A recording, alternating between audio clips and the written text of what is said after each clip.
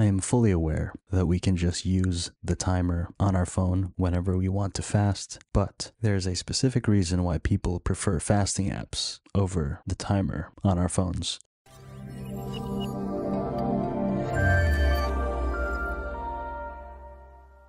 I haven't always been an iPhone user. As a matter of fact, I started off as an Android user, and whenever I would fast, I would use the timer or stopwatch within my phone. And mind you, I am fully aware that they work great. It's just that with my experience, and I'm sure a lot of other people's experiences, I have noticed that the timer on our phones crash often, and it's annoying. Not many people realize this, but whenever I start my timer on my phone, specifically my iPhone now, it works great. It starts to track my fast, and there are days where it does it perfectly. I would open the app, start it, close it, and then wake up the next day, open it again, and there it is. It's still running. But then there are days where, for whatever reason, whenever I open the app again, it's as if I never pressed start on my phone. And I'm here wondering, okay, out of all that effort, I press start, wake up the next day, open it back up, only to see that it stopped running. And that didn't just happen on my iPhone, but on my previous Android phones. Also, another thing to keep in mind, these phones that I used to own are not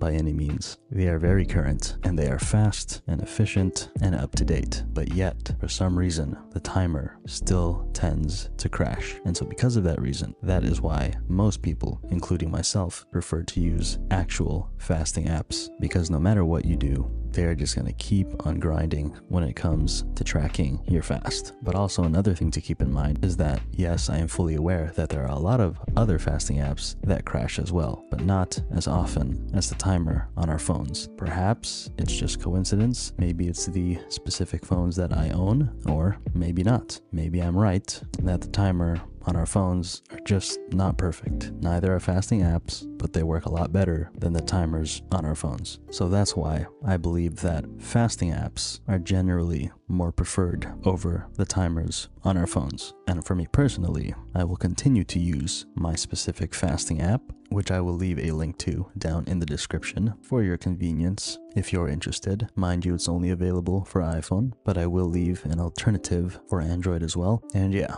I prefer using a fasting app because they have never crashed once throughout the course during my testing, and is also the reason why I still have them on my phone. But if you would still like to use the timer on your phone, go ahead. I'm not stopping you. I am just simply sharing why some people, including myself, prefer to use fasting apps over our phone timers. But anyway, hopefully you enjoyed this video, and if you did, go ahead and give it a like, comment, subscribe, all that good stuff. And with that said, I will see you guys next time.